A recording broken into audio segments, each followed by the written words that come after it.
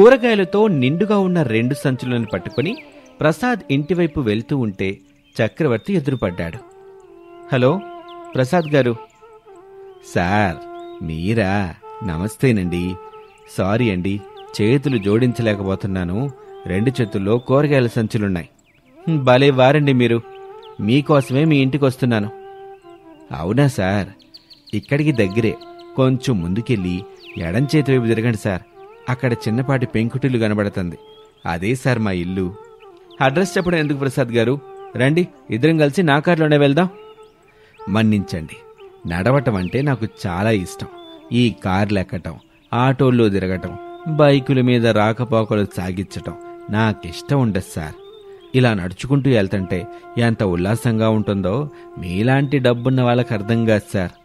సరే పదండి, నేను కూడా నడుస్తూ మీతో పాటు మీ ఇంటికి వస్తాను. సార్ మరి మీ కారు? డ్రైవర్ తీసుకొస్తారులేండి, మీరు పదండి. నాకు కూడా కూరగాయల సంచి ఇవ్వండి, పట్టుకుంటాను. వద్దులేండి, ఇది నాకు అలవాటే. రోజూ నేను ఇలాగే తీసుకెళ్తాను అని చెప్పి ప్రసాద్ ముందుకు నడుస్తూ ఉంటాడు. అతనితోనే మాట్లాడుతూ చక్రవర్తి నడుస్తూ ఉంటాడు వెనకాల. సార్, అంత పెద్ద కారు పెట్టుకుని మీరు నాతో మాట్లాడుతూ నడిచిరావటం నాకే ఇబ్బందిగా ఉందండి. దయచేసి మీరు కారులో వెళ్ళిపోండి సార్. నేను తొందరగానే నడుచుకుంటూ ఇంటికొస్తాను. మీరు కారులో వెళ్ళండి.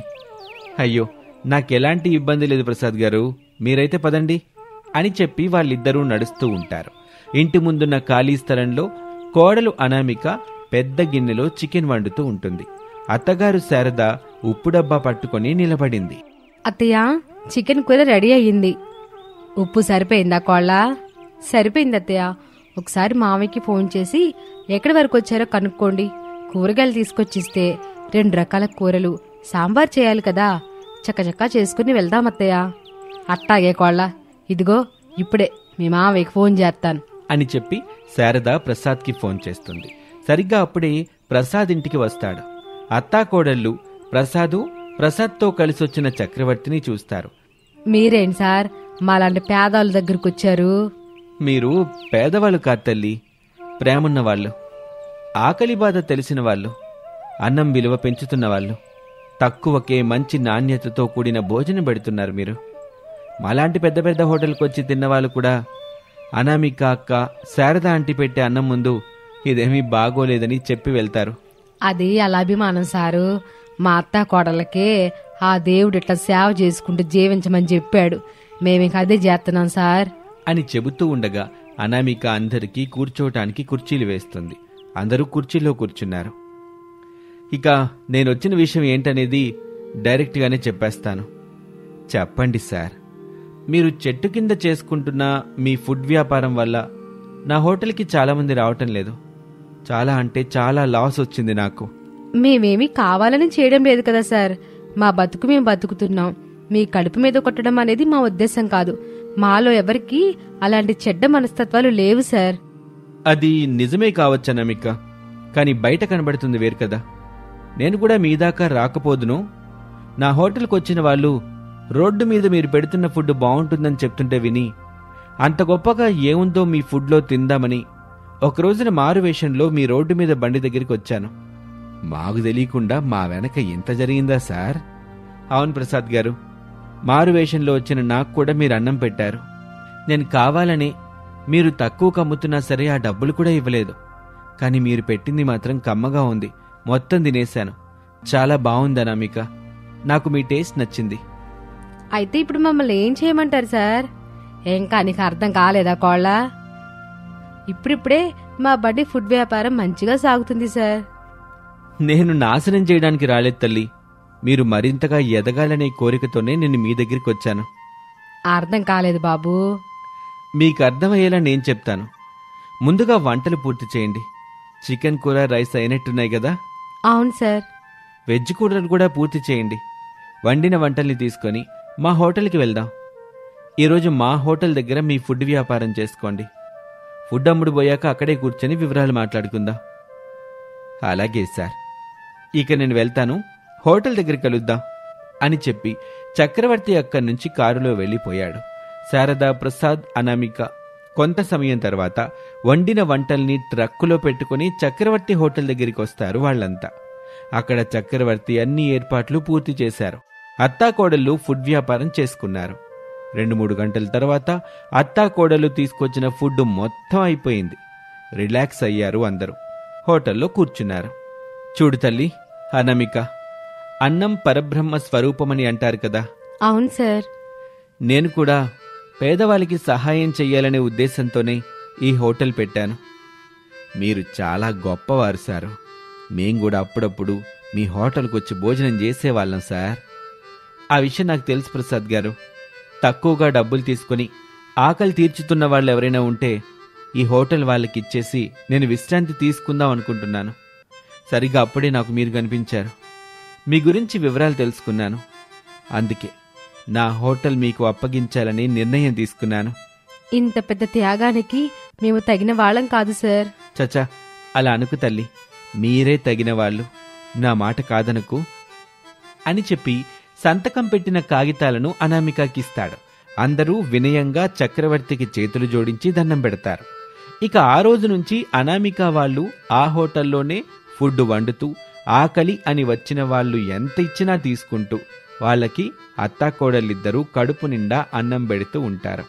చేస్తున్న మంచి పని వల్ల అత్తాకోడళ్ళకి అదృష్టం బాగా కలిసొచ్చింది.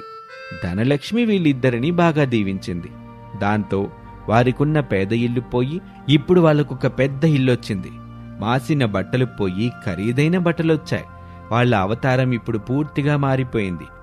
ఒకరోజున అనామిక భర్త రమేష్, అనామిక, మనం ఇప్పుడు రిచ్ వాళ్ళం అయ్యాం కదా, ఇంకా మనకి ఆ పూర్ హోటల్ ఎందుకు చెప్పు? దాన్ని ఏదైనా రెస్టారెంట్గా లేదంటే బిర్యానీ సెంటర్గా చేంజ్ చేసి రెంట్కి ఇచ్చామనుకో బోలే డబ్బులు వస్తాయి. ఏమంటావు అనామిక? మనం ఎంత రిచ్కి వెళ్ళినా ఆ హోటల్ మాత్రం పేదవాళ్ళ హోటల్గానే ఉండాలండి. అది కాదనామిక. మీరేం చెప్పినా నేను వినను. అత్తయ్యతో కూడా చెప్పించినా నేను వినను. ఎంత రిచ్కి ఎదిగినా, ఎంత పెద్ద కారులో తిరిగినా మనం ఈరోజు ఇంత వాళ్ళమయ్యామంటే అందుకు కారణం ఆ హోటల్. ఈ విషయాన్ని నేను ఎప్పటికీ మర్చిపోను. మీరు కూడా మర్చిపోకండి. అది కాదనామిక. ఇంకా ఆ హోటల్ గురించి మాట్లాడడానికి ఏమీ లేదండి. మీరు ఎవరి దగ్గర డబ్బులు అడ్వాన్స్గా తీసుకున్నారో వాళ్ళకి తిరిగి ఆ డబ్బులు ఇచ్చేయండి. వెళ్ళండి. ఏంటి కొల నువ్వు చెప్పేది? హోటల్ అమ్ముతానని కొడుకు వేరే వాళ్ళ దగ్గర డబ్బులు తీసుకున్నాడా? అవునత్య, తీసుకున్నాడు. అతనే నాకు ఫోన్ చేసి విషయం మొత్తం చెప్పాడు అని చెప్పగానే శారదకి కోపం వచ్చింది. ఇట్ట ఎలా డబ్బు పిచ్చి అలా మారిపోయావు బాబు. మనకు నేడనిచ్చి ఇంత స్థాయికి తీసుకొచ్చిన హోటల్ నమ్మాలని అసలు నీకు ఎట్టా అనిపించిందిరా? అమ్మా, అన్నీ మారుతున్నాయి, మనం కూడా మారదామని అన్నానమ్మా. మనం అనకండి. నేను, అత్తయ్య, మావయ్య మేమేమి మారలేదు కదా. మీరే మారిపోయారు. వచ్చిన పేదరికాన్ని పూర్తిగా మర్చిపోయి డబ్బులో పుట్టి డబ్బులో పెరిగిన వాడిలాగా బిహేవ్ చేస్తున్నారు మీరు. అవును బాబు, ఇది పేరుకే హోటల్ గాని ఈ హోటల్లో 4 ప్రాణాలున్నాయి. మొదటిది చక్రవర్తి బాబు గారిది, ఇంకా రెండోది మన కోడలు అనామికాది, 3వ ప్రాణం మీ అమ్మది, 4వది నాది బాబు. అంటే నాన్న, నేను ఈ హోటల్ కోసం ఏమీ చేయలేదా? ఏవైనా చేస్తే ఈ హోటల్ మీద మీకు మమకారం ఏర్పడుతుంది. అప్పుడు అమ్మాలనే ఆలోచన మీకు ఎందుకు వస్తుందండి? మిమ్మల్ని ఎవ్వరూ మార్చలేరు అని చెప్పి రమేష్ కారేసుకొని కోపంగా వెళ్ళిపోతాడు. రిచ్ కోడలు అనామిక తన అత్తమామలతో కలిసి నిరుపేద వాళ్ల ఆకలి తీర్చాలని అదే తక్కువ ధరకి అందరికీ కడుపు నిండా కమ్మని భోజనం పెడుతూ ఆ హోటల్ని విజయవంతంగా నడిపిస్తూ పుణ్యాన్ని సొంతం చేసుకుంటూ ముందుకు వెళ్తూ ఉంటారు ఈ అత్తాకోడళ్ళిద్దరూ. ఇది ఇవాల్టి కథ. మరొక ఆసక్తికర కథలో మళ్ళీ కలుద్దాం. అంతవరకు సెలవు. నమస్తే. దేవకి, తరుణి ఇద్దరూ కలిసి సముద్రం ఒడ్డున ఉన్న రాళ్ల మీద కూర్చుని ఉన్నారు. దేవకి, ఇక వెళ్దాం పదా. అప్పుడేనా? మరి కాసేపు కూర్చుందాం. ఎంతసేపున్నా ఈరోజు నీ మాయా ఉప్పు ఇవ్వాల్సిన అవసరం వచ్చేలా లేదనిపిస్తుంది. అలాంటి రోజొస్తే నేను ఎంతగానో సంతోషపడతాను కదా తరుణి. అవును దేవకి, నువ్వు మాయాసాగర్ కన్యవైనా నీకెందుకే ఈ మానవ జాతి ఆడవాళ్ల మీద అంత ప్రేమ, అనురాగం? వాళ్ళ కష్టాలని ఓపికతో వింటావు, చేతనైన సహాయము చేస్తావు, తిరిగి వాళ్ళ కాపురాన్ని నిలబెడతావు. చెప్పినా నీకు అర్థం కాదు తరుణి. ఉండే ఓపిక ఉంటే నాతో ఉండు, లేదంటే నువ్వు సాగరంలోకి వెళ్ళు. నేను పూర్తిగా చీకటి పడిన తర్వాత వస్తాను. నీకెంత చెప్పినా అర్థం కాదు, నేను వెళుతున్నాను అని వెంటనే తరుణి దేవకన్యలా మారిపోయింది. సముద్రం నీళ్లపై నడుచుకుంటూ అలా ముందుకు వెళ్ళిపోయింది. అప్పుడే పేద కోడలు అనామిక తన ఇద్దరు పిల్లలు హరీషు భవ్యులని తీసుకొని సముద్రం ఒడ్డుకు వచ్చింది. అక్కడికి ఎందుకు వచ్చామో పిల్లలకు అర్థం కాలేదు. అమ్మా, మనం ఇక్కడికి ఎందుకు వచ్చామో చెప్పమ్మా. ఇక్కడికి ఎందుకు వచ్చామో? ఇంటి దగ్గర నానమ్మ తాతయ్య నాన్నకు కూడా మనం ఇక్కడికి వస్తున్నట్టు చెప్పలేదు కదా. ఇంటికి వెళ్దాం పదా. పిల్లలు, సముద్రంలోకి వెళ్ళి నేను స్నానం చేసుకుని వస్తాను, మీరు ఇక్కడే ఉండండి. నేను వచ్చే వరకు ఎక్కడికి వెళ్ళొద్దు. నేను కూడా వస్తాను మమ్మీ, నాకు కూడా సముద్రంలో స్నానం చేయాలనుంది. అవును మమ్మీ, నాకు కూడా అలాగే ఉంది. నేను అన్నయ్య నీతో పాటు వస్తాం మమ్మీ. ఎంచక్క ముగ్గురం కలిసి సముద్రంలో స్నానం చేసుకొని ఇంటికి వెళ్ళిపోవచ్చు అని పిల్లలు అంటుంటే అనామికకి బాధగా కన్నీళ్లు కారుతూ ఉంటాయి. వాటిని చూసి మమ్మీ, ఎందుకు మమ్మీ అలా ఏడుస్తున్నావు అని పిల్లలు అడుగుతుంటే అనామిక బాధగా తనలో తాను, మిమ్మల్ని ఇక్కడ వదిలిపెట్టి నేను సముద్రంలోకి వెళ్ళి చచ్చిపోవాలని అనుకుంటున్నాను. ఈ విషయాన్ని మీకు ఎలా చెప్పను బాబు. అందుకే స్నానం చేసి వస్తానని వెళ్తున్నాను. మళ్ళీ ఇక ఎప్పటికీ తిరిగి రాను. మీరిక్కడే ఉండండి. ఎవరైనా అడిగితే మా అమ్మ సముద్రంలోకి వెళ్ళింది, ఇంకా రావడం లేదని చెప్పండి. అప్పటికి నేను చనిపోయి ఉంటాను. నా ఫోటో పేపర్లో పడుతుంది. మీ నాన్న నానమ్మ తాతయ్య అందరూ వంటరాని కోడలు చచ్చిపోయిందని సంతోషపడుతూ రెండో కోడల్ని, వంట వచ్చిన కోడల్ని తెచ్చుకుంటారు అని అనుకుని పిల్లల్ని ఒడ్డుని వదిలిపెట్టి సముద్రంలోకి బాధగా కన్నీళ్లు పెట్టుకుంటూ వెళ్తూ ఉంటుంది. పిల్లలు హరీష్ భవ్యలు అమాయకంగా చూస్తూ ఉంటారు. బాధగా కన్నీళ్లు పెట్టుకుంటూ అనామిక నడుము వరకు సముద్రంలోకి వెళ్తుంది. అది చూసి పిల్లలు ఏడుస్తూ అరుస్తూ ఉంటారు. అమ్మా, లోపలికి వెళ్ళొద్దమ్మా, బయటకు వచ్చేయమ్మా అని పిల్లలు అరుస్తున్న అరుపులు దేవకికి వినిపించాయి. ఆలస్యం చేయకుండా దేవకి పరుగున పిల్లల దగ్గరికి వచ్చింది. ఏవైంది పిల్లలు, ఎందుకు ఏడుస్తున్నారు? మా అమ్మ స్నానం చేసి వస్తానని లోపలికి వెళ్తుందక్క. నాకెందుకో భయంగా ఉందక్క. మా అమ్మని కాపాడండి. అవునక్క, మా అమ్మని కాపాడవా ప్లీజ్ అక్క. సరే పిల్లలు, భయపడకండి. నేను మీ అమ్మతో మాట్లాడి మీ అమ్మని తీసుకొస్తాను. మీరు ఇక్కడే ఉండండి. మీరు లోపలికొస్తే మీ అమ్మ మరింతగా లోపలికి వెళ్ళిపోతుంది. నా మాట విని ఇక్కడే ఉండండి, నేను వెళ్ళి తీసుకొస్తాను. అక్క, మా అమ్మ మాకు కావాలక్క. వెళ్ళి మా అమ్మని తీసుకురాక్క, లేదంటే మమ్మల్ని మా అమ్మ దగ్గరికి తీసుకెళ్ళక్క అని పిల్లలు బ్రతిమాలుతూ ఉంటే దేవకికి అది విని బాధేస్తుంది. మీరు వద్దులే పిల్లలు, నేను వెళ్ళి మీ అమ్మని తీసుకుని వస్తాను. మీరు ఇక్కడే ఉండండి అని చెప్పి దేవకి అనామిక దగ్గరికి వచ్చింది. అనామిక దేవకిని చూస్తుంది. తప్పుకోండి, నేను ఈ సముద్రంలోకి వెళ్ళి చనిపోవాలనుకుంటున్నాను. అటు తప్పుకోండి. అక్కడ నీ పిల్లలు అరుస్తున్నారు, ఏడుస్తున్నారు. వాళ్ళ బాధ నీకు అర్థం కావడం లేదా? లేదు, నేను చనిపోవాలనుకుంటున్నాను. ముందు మీరు అటు తప్పుకోండి. నువ్వు చనిపోవాలని అనుకుంటున్నావు, బాగుంది. నేను అడ్డు చెప్పను. నువ్వు చనిపో, కాకపోతే 1 గంట తర్వాత చనిపో, అప్పుడు నేను అడ్డు చెప్పను అని దేవకి అనగానే అనామిక అయోమయంగా చూసింది. అర్థం కాలేదు కదా? అవును, 1 గంట తర్వాత చనిపోవడం ఏంటి? అయితే నాతో పాటు ఒడ్డుకొచ్చేయ్. నీకంతా అర్థమయ్యేలా నేను చెబుతాను. నేనెక్కడికి రాను, ఇలాగే ఇప్పుడే లోపలికి వెళ్ళిపోతాను. ఒడ్డుకి రావద్దు, లోపలికి వెళ్ళొద్దు. ఇక్కడే ఇలాగే నీళ్ళల్లో రాళ్ల మీద కూర్చొని మాట్లాడుకుందాం, సరేనా? ఇక్కడ రాళ్ళు లేవు కదా. వస్తాయిలే. రాళ్ల మీద కూర్చొని మాట్లాడుకోవడం నీకు ఇష్టమే కదా. 1 గంట తర్వాతైనా నేను సముద్రంలో దూకి చచ్చిపోతాను అని చెబుతూ ఉండగా నీళ్లపై 2 రాళ్లు తేలియాడుతూ వాళ్ల దగ్గరికొస్తాయి. అనామిక, దేవకి ఆ రాళ్ల మీద కూర్చున్నారు.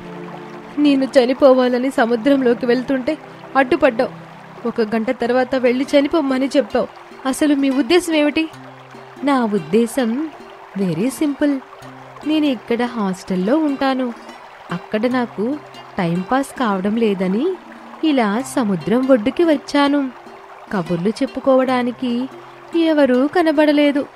దిక్కులు చూస్తూ ఉంటే ఇదిగో నువ్వు కనబడ్డావు.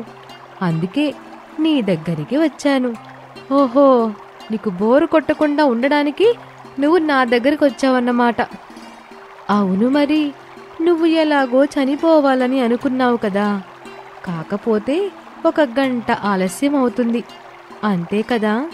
ఇప్పుడైనా గంట ఆలస్యమైనా మీరు సముద్రంలోకే వెళ్ళి చనిపోతారు. అవునవును, నేను చనిపోతాను. అదేదో నాతో 1 గంట సేపు కబుర్లు చెప్పి చనిపోండి. నేను తిరిగి హాస్టల్కి వెళ్ళి హాయిగా పడుకుంటాను అని దేవకి అంటుంటే అనామికకి కోపం వచ్చింది. కోపంగా దేవకిని చూస్తూ, అసలు నువ్వు ఆడదానివేనా? ప్రతి ఆడది సముద్రంలోకి వెళ్ళి చనిపోవాలని అనుకుంటుంటే ఎంత కష్టం వచ్చిందో ఏమో, ఏం బాధలున్నాయో ఏమో. కాస్త ఓదార్చి ఇంటికి పంపిద్దామని లేదు కానీ కబుర్లు కావాలా? కబుర్లు! వెళ్ళు. నా కళ్ళ ముందుంటే ఏం చేస్తానో నాకే తెలీదు. ముందు ఇక్కడి నుంచి వెళ్ళిపో. సరేలే, ఇప్పుడు అడుగుతున్నాను కదా, చెప్పండి, మీరెవరు? ఎక్కడి నుంచి ఇక్కడికొచ్చారు? ఎందుకు సముద్రంలోకి వెళ్ళి చనిపోవాలని అనుకుంటున్నారు అని దేవకి అడగ్గానే అనామిక బాధగా కన్నీళ్లు పెట్టుకుంటుంది. సారీ, నా సమస్య చెప్తే చిన్నదే అనిపిస్తుంది, కానీ బాధ చాలా లోతుగా ఉంటుంది. అందుకే నేను చనిపోవాలనే నిర్ణయానికి వచ్చాను. అసలు ఏం జరిగిందో అర్థమయ్యేలాగా వివరంగా చెప్పండి.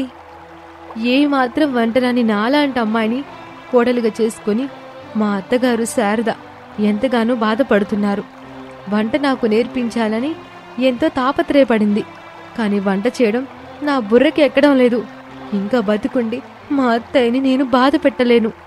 ఏమిటి, వంట చేయడం రావడం లేదని సముద్రంలోకి వెళ్ళి చనిపోవాలని అనుకున్నావా?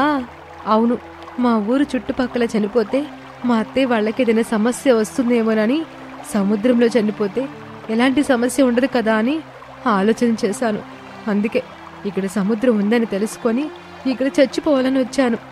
నువ్వు తెలివిలేని దానివో తెలివి ఉన్న దానివో అర్థం కావడం లేదు నాకు. నీతో పిల్లలని కూడా తీసుకొచ్చావు కదా. మా అత్తయ్య మాత్రమే కాదు, తను మా మేనత్త. మా అమ్మ నిన్ను పుట్టగానే చనిపోయారు. నాన్న అన్ని రకాల వంటలు చేసి నన్ను పెంచి పెద్ద చేశాడు. వంటలు నేర్చుకోమని చెప్పేవాడు, కానీ నేనే వినలేదు. కానీ ఈరోజు వంట చేయడం రాకపోవడం వల్లే నా కాపురం ముక్కలైపోతుంది. ఒడ్డున నీ పిల్లలు ఏడుస్తున్నారు. నిన్ను తీసుకొస్తానని వాళ్ళకి మాటిచ్చాను. అలాగే అందరూ నీకు బ్రహ్మాండమైన వంటొస్తుందని మెచ్చుకునేలా మాయా ఉప్పునిస్తాను. అది కూరలో వేయ్, రుచిగా మారిపోతుంది. ఆ కూరని తిన్నవాళ్లంతా నిన్ను బాగా మెచ్చుకుంటారు. తినని వాళ్ళు కమ్మని నీ కూర వాసన చూసి ప్లేట్స్ పట్టుకొని పరుగున నీ దగ్గరికి పరిగెత్తుకుంటూ వస్తారు అని దేవకి చెప్పగానే అనామిక సంతోషపడుతుంది. దేవకి వెంటనే ఒక దేవకన్యలా మారిపోతుంది. నువ్వు సాగరకన్యవా తల్లి? అవునా అనామిక అని అనగానే దేవకి చేతిలో ఉప్పు ప్రత్యక్షమవుతుంది. అనామిక, ఈ మాయా ఉప్పుని తీసుకుని పిల్లల దగ్గరికి వెళ్ళు. నిజం చెప్తే మాయా ఉప్పు ఆ మహాత్యాన్ని కోల్పోతుంది. జాగ్రత్త అని చెప్పి మాయా ఉప్పుని అనామికకిస్తుంది దేవకి. అనామిక సంతోషంగా ఆ ఉప్పుని తీసుకుంటుంది. అంతే, దేవకన్య మామూలు అమ్మాయి దేవకిలా మారిపోతుంది. ఇక ఇద్దరూ కలిసి ఒడ్డున ఉన్న పిల్లల దగ్గరికి వచ్చారు. పిల్లలు హరీష్, భవ్యలు తల్లి అనామికాని చూసి సంతోషపడతారు. పిల్లలు, మీ అమ్మ ఉప్పు కోసం లోపలికి వెళ్ళింది.